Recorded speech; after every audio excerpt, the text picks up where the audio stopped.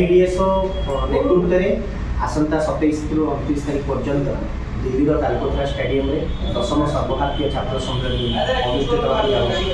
जो सारा देशर छात्र छात्री मैंने छात्र प्रतिनिधि भाव में अंशग्रहण करेंगे। यही सम्मेलनी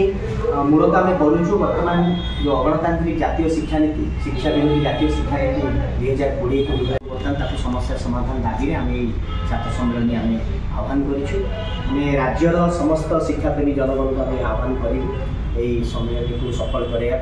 आप तरफ ये छात्र सम्मेलन आम आयोजन करुचु छात्र सम्मेलन में देशर ख्यातनामा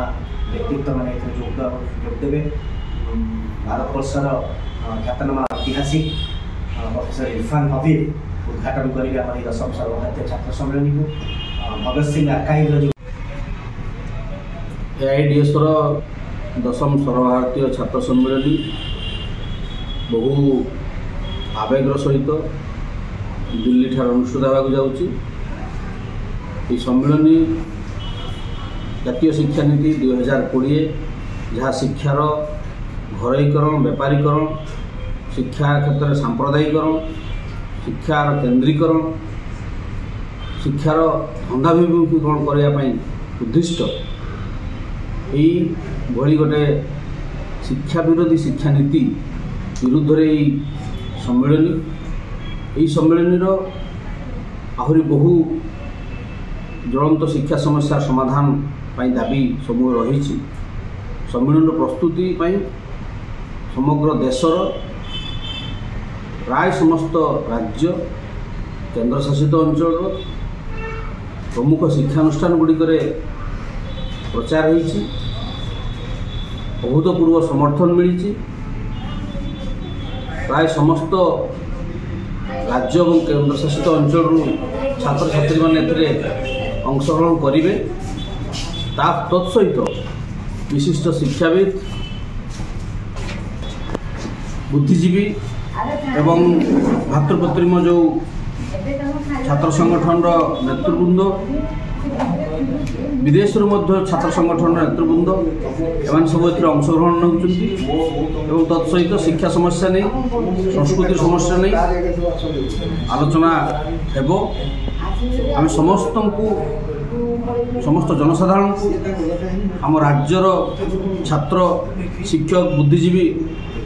शिक्षाप्रेमी जनसाधारण को आम आह्वान करुचु 10म सर्वभारतीय छात्र सम्मेलन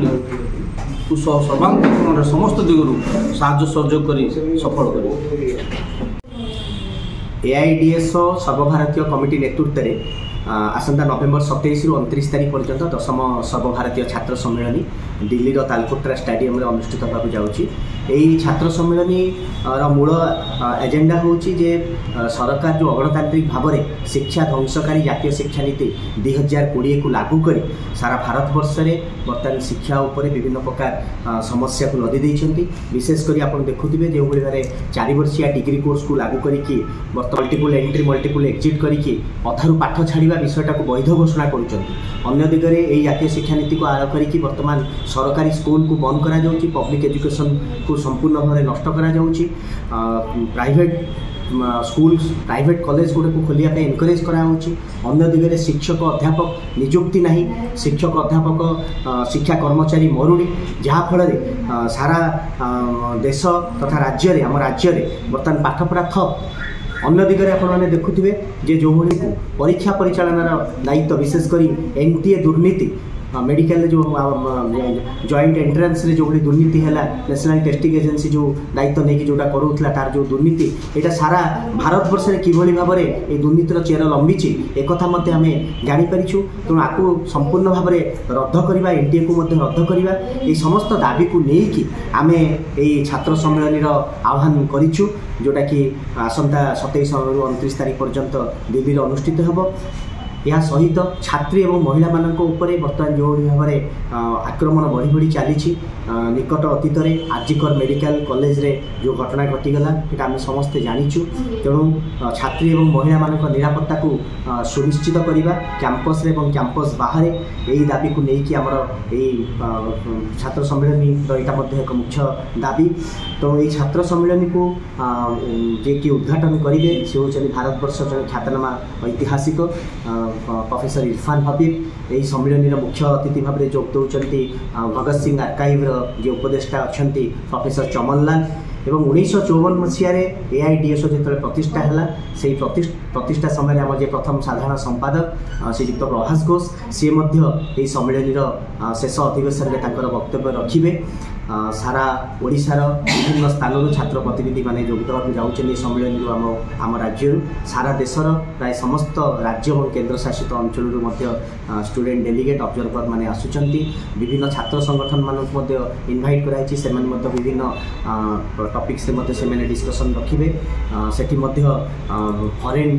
डेलीगेट्स माने आसुचंती से गोटे इंटरेक्शन सेक्शन सहित हम। तेणु यही छात्र सम्मेलन में आम मूलतः सारा भारत वर्ष में छात्र आंदोलन को आहरी शक्तिशाली रूप देवाई कौन पदक्षेप नेबू ठोस पदक्षेप आम ग्रहण करूँ। तेणु ता विषय में से संपूर्ण भाव में कार्यपंथा तेणु आम ये सांबादिक सम्मेलन जरिया आम राज्य समस्त शिक्षाप्रेमी जनगण छात्र शिक्षक मान अनुरोध करूँ से सम्मेलन को सफल करने समस्त प्रकार साहाय्य सहयोग AIDSO को जोगेदेवे और AIDSO नेतृत्व में होगा जाऊँ 10th सर्वभारतीय छात्र सम्मेलन को सफल करेंगे। धन्यवाद।